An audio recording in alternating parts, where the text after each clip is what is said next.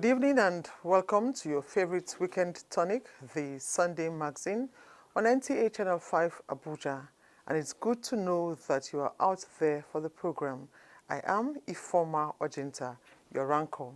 Let's begin with the sporting world, as the Nigerian Television Authority defied all odds to win the 2021 FCT Sports Writers Association of Nigeria's football tournament, just as we will beam our searchlight on a community in the FCT that is still yearning for basic social amenities, despite their active participation in politics, and not forgetting the passionate appeal on government to establish special courts to try gender-based violence in the country. While on entertainment news, we shall be bringing to your viewing delight the sad news of an accident involving the Nigerian popular comedian Clint the Drunk, as cleric frowns at attitude of trivializing life-threatening issues in the society in today's church service. These and more shortly, as we will be right back.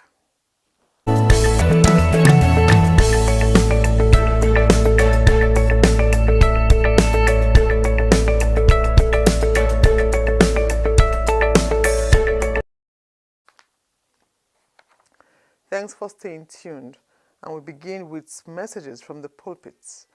Reverend Tom Takpatore of the First Baptist Church has decried the attitude of trivializing life-threatening issues in society, thereby reducing the sanctity of humanity. This is contained in his Sunday sermon. Deborah Gazaji Micah also worshipped at the Methodist Church Cathedral of Unity. Because of this epidemic, lives have been lost. Reverend Tom Takpatore, whose sermon hinged on the commemoration of the World AIDS Day, celebrated every 1st December, emphasized the need to collectively support people battling HIV/AIDS and other epidemics, urging Nigerians to stop stigmatizing no matter the condition. Blessed and the merciful. I was reading about the difference between mercy and love. And the person saying love is reaching down to help somebody who deserves help. And the mercy is reaching down to help somebody who does not deserve help. And the church to do our annual Thanksgiving on the World AIDS Day 2021. And there's need to get everybody on board, both religious leaders, faith-based organizations, everybody in the community. Meanwhile, at the Methodist Church Cathedral of Unity, Archbishop Job Oche told the congregation that even in the midst of confusion, God can step in to glorify his name and make the works of men look foolish. Nigeria cannot continue this way, that people cannot travel to Kaduna, you cannot go to Lokoja, you are trapped between here and Kefi. It can't be so. God of possibility will put an end to this situation, and shortly he will do it. And God will take care of everybody. And for me, we are a family. Nigeria is a family. We are bound to annoy ourselves and make ourselves angry, and we should be able to say, I'm sorry. God is with us, and with him all things are possible. We want to encourage a renewal of the mind, that people should not faint, people should not worry, but put their trust and hope in God. Unending, he is able. The church celebrated the omnipotence of God despite news of unpleasant happenings in the country.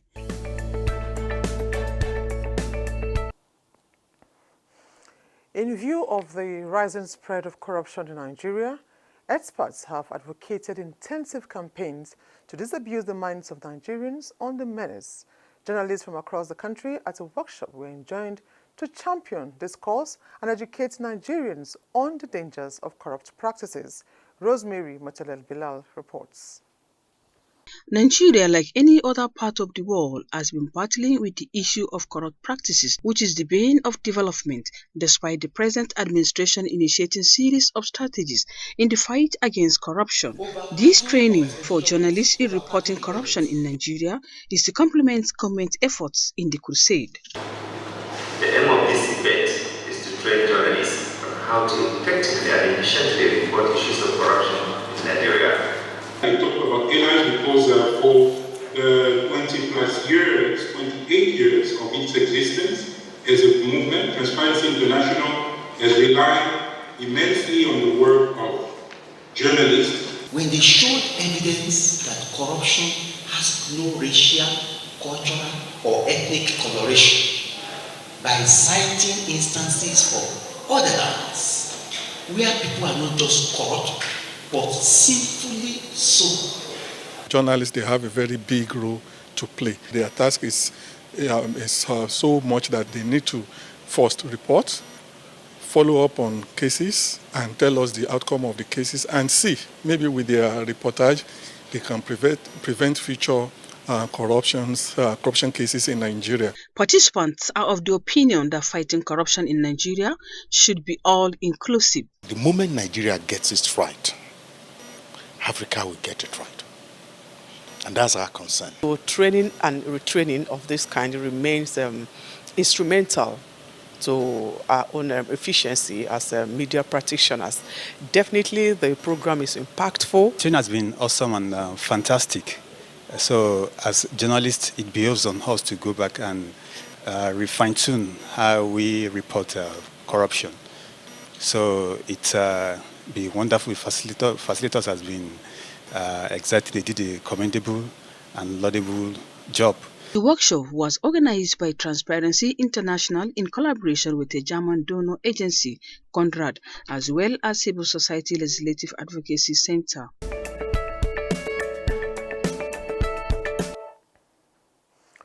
There is hardly any day that the media does not report cases of gender-based violence. Some of the survivors receive assistance and counseling at designated sexual assaults and referral centers in Nigeria. However, many do not receive justice for crimes committed against them. Miriam Emeka takes a look at the various calls for the establishment of special courts. Sexual assault and referral centers, SAC, are centers where survivors of sexual assault receive immediate emergency medical treatment and counseling. Research shows that over 70% of SAC clients have been children under the age of 18 years, and this number is likely to be a poor representation of the scale of sexual assault in Nigeria. There are also a high number of victims of sexual assault who do not receive justice for crimes against them. This informs the mobilization of relevant actors and the need for the establishment of a specialized gender-based violence court that will ensure quick dispensation of justice for survivors of sexual assault. We have special courts for this, special courts for that. Now you have the judges that have to be trained. Their staff have to be trained. You have to have specialized everything across to make it ready to say we're going to go there. So justice delayed is justice denied. And we are saying no to all the thousands of cases that are left unattended to in our courts. This year's SARC Network Conference thus offers an opportunity for us all to support the call and effort to establish special courts for sexual and gender-based violence. And access to courts is important. There is inherent value in society to protect the rights of the vulnerable. We are also proffered.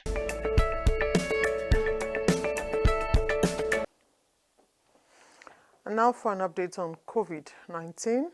Figures from the Nigeria Center for Disease Control, NCDC, as of 27th November 2021 indicates 2 new cases of COVID-19 in the FCT. Number of confirmed cases, 23,491. Active cases, 10. Number of discharged cases, 23,197, and 224 deaths have been recorded in the Federal Capital Territory. Now, when was the last time you posted or received a letter through a post office? This trend appears to be outdated, particularly to the younger generations, some of whom do not know the function of a post office. For the older generation who patronize postal services, how much of this facility are they using today? Miriam Emekamadi finds out how Nigerian Postal Service is coping in the world of internet technology. There is no local government area in Nigeria where you will not find a post office. It is usually a center of not just postal services, but other kinds of business activities. I remember those days, people used to say, if you are looking for someone, stand by the post office, you will likely see the person. Today, the business activities at the post office are not what it used to be decades ago, when people used their private mailbox, PMB, or post office box to receive important documents and letters from friends and relatives. Many have resorted to the use of emails and SMS for communication, which they consider cheaper and faster. Now some people see post office as not having any relevance in their lives as before. Actually, I didn't know much about it. For me, I don't do postal service, but most of the organization do it because it's faster for them. I don't use a post office or any other thing.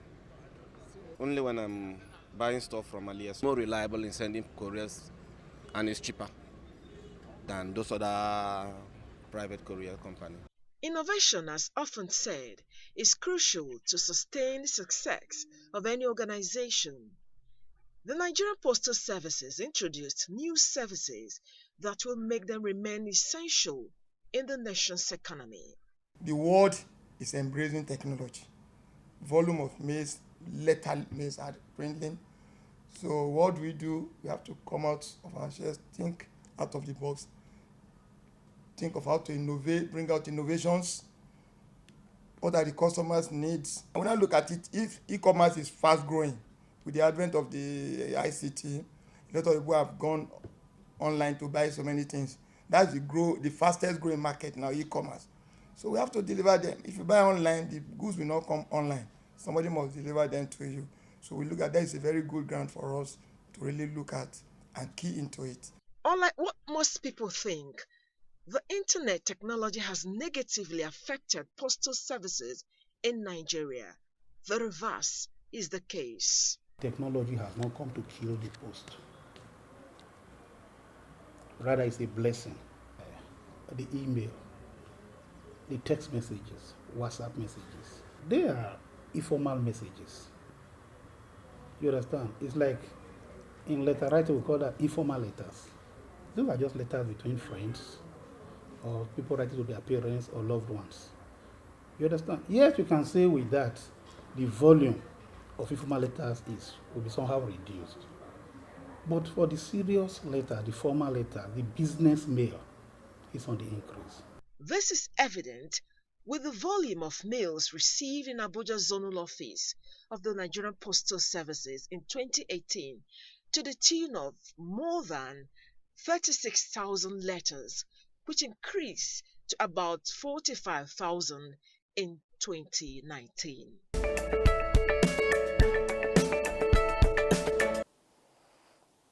Thank you very much, Miriam. Now, despite active participation in area council elections, the dividends of democracy is yet to get to the people of JOTU community as they yearn for basic amenities of life. Mariam George-Tubo, who visited JOTU community, a suburb under the Abuja Municipal Area Council, now reports. This serene farming community can be likened to the story of the ancient marina. Water everywhere, but not a single drop to drink, as the community is located just before the Abuja city gate. It is expected that JOTU community should have some basic amenities befitting a community close to the well-developed federal capital, but a lot seems to be lacking. We have primary school here, but there's no teachers. Only have 2 staff, a headmaster and head teachers. And as you can see, our head center here, the hospital, there's no staff that can attend the patients. So we are suffering. Number one is roads. The erosion, you pack the roads. And then the lights also, get much a problem because they used to shifting. But if they get 1 transformer or 2, it's okay. Yes, but that road now be big a problem. We are begging government to help us to bring a standard hospitals for us, because when our mother they have pregnant, they are taking it to federal housing or national hospital. She repair water. There's no water in company and lights. Some people will just get for anyhow, no repair. Accessing this peaceful community was a Herculean task for NTA News crew, and I tell you, this experience is better imagined.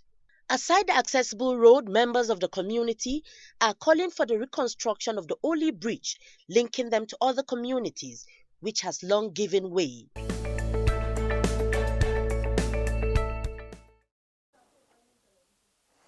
And on entertainment scene, Nigerian comedian Clint the Drunk was involved in a ghastly motor accident as popular singer Banky W and actress wife Adeswa marked their 4th-year wedding anniversary. On the foreign scene, farewell season of Blackish to premiere on January 4th, 2022. For more, let's join Gloria Izenwamadu. Nigerian comedian Clint the Drunk was involved in a ghastly accident. He made this revelation on his social media page, posting pictures of the damaged vehicle, capturing it with prayerful thanks to God for saving his life. For me like so. They no fit to measure to my baby. I tell one for my baby. Popular singer turned actor Banky W and his actress wife Adeswa marked their 4th-year wedding anniversary. Taking to their individual social media accounts, the couple sent loving messages to each other as they celebrate their special day. Banky wrote to his wife that she is his song and rhymes, muse and melody, and will never cease to stop writing about her, as Adeswa replies him with praises. Moving on, Nigerian singer Divine Ikubo, who is widely known as Rema, called out popular Nigerian disc jockey DJ Neptune for releasing their collaboration without his permission. The Mavis act took to his social media official page to express his displeasure with the song released on the DJ's newly dropped album Greatness 2.0. Rema said he had made contact with DJ Neptune's team before the song dropped, but they still went ahead releasing the song without his permission. Rema also pleaded with his boss Don Jazzy to forgive him for the public call-outs, but he still insists DJ Neptune take down the music. And on to foreign news, American rapper Kanye West has made it known to the public that he is not giving up on his marriage as he intends to fix it. He made this known during a visit to the Skid Row on Thanksgiving Eve. Kanye also added that he is not going to let his wife's reality show on E! and Hulu change his family's narrative. He also said that all he wants to do at the moment is to go back home. And finally, the family-centric comedy written by Kenya Barris focused on the successful advertiser Anthony Anderson as Andrew Johnson and his family living in Blacks in America. Blackish has received widespread praise throughout its spell for its outspoken verdicts on societal issues. The sitcom has received 68 nominations and 28 wins from various academic and television bodies and has also merited a shout-out from the White House. Marcus Scribner, who played Junior, and co-star Yara Shahidi, who played Zoe, both took to their social media accounts expressing their gratitude to everyone who made Blackish possible as they take their final scene filming Blackish. The farewell season will premiere on January 4, 2022. And that is all on entertainment news. I am Gloria Izenwamadu.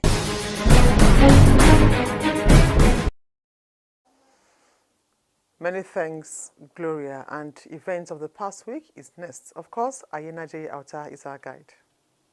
Thank you, Ifoma. Today on events of the past week, we have lined up for you stories for your viewing pleasure. In the week under review, we brought to you the appointments of mandate secretaries approved by President Muhammadu Buhari based on the recommendation of the FCT Minister Muhammad Musa Bello. The appointments are in line with the administration's commitment to repositioning the FCTA.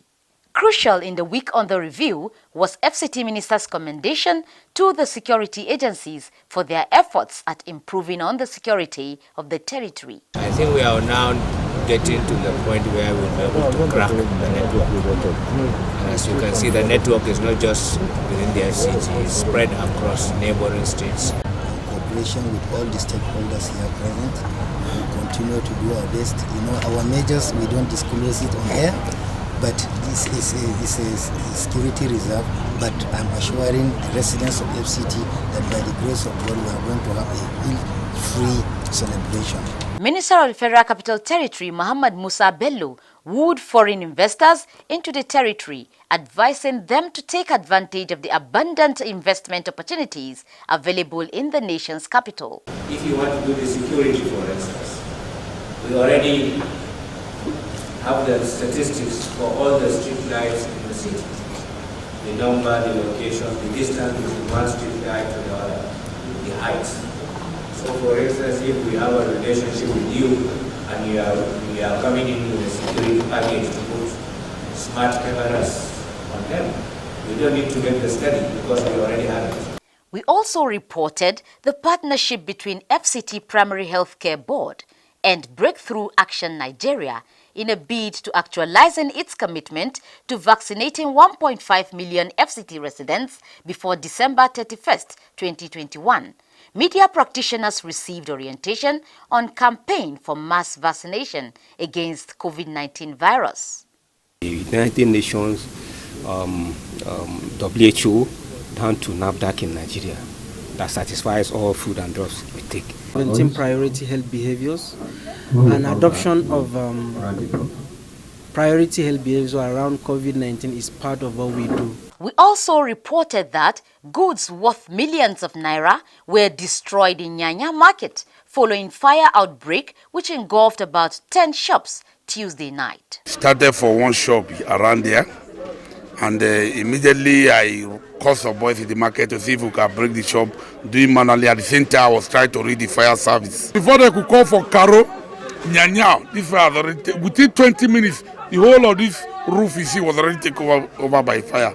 And it was after they brought light, within 30 minutes, we noticed this thing. We advise regularly that every trader should off his appliances, and with all this that has happened here is an electrical fault.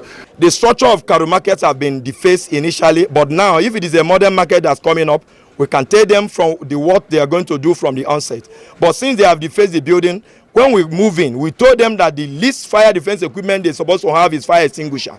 In the course of the week being reviewed, the FCT administration re-emphasized its commitment to provide public toilet facilities at strategic locations within the territory. This, it says, is in a bid to end open defecation and spread of infectious diseases. This came to light during the commemoration of the 2021 World Toilet Day in Abuja. It's been Aina J. Outa with events of the past week. It's now time for Sports Brief.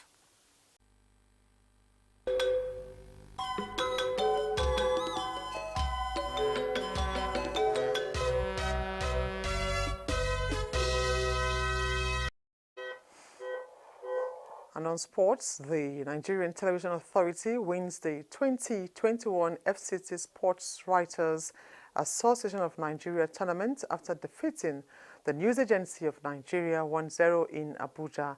Let's join Ahmed Abdulrazak for more on Sports Brief. The Nigerian Television Authority, NTA, are champions of the FCT Annual Swan Football Competition for the fourth consecutive time. The leading broadcast organization defeated the News Agency of Nigeria 1-0 in the 2021 final, played at the Moshood Abiola National Stadium, Abuja. The champions dominated play in front of their spectators, and a representative of NTA management who described the victory as a demonstration of NTA leading status in the media and broadcast industry. They have maintained the lead. They have been consistent. It shows that it still can beat the rich. NTA is maintaining the lead. We are the fathers of broadcasting and journalism in Nigeria, and we continue to maintain the lead. Health is wealth. Young men need to exercise. They are not just playing today. They must have practice to be able to play. So they are helping themselves and they are helping the nation. Always don't go with one strategy. Every year we look at what do we need to do, and then we bring in changes, and then you see that it's always working. The guests commended the organizers for putting the competition together. AIT defeated Nigerian Custom Broadcasting Network to emerge third. With Sports Brief, Ahmed Abdulrazak, NTA News.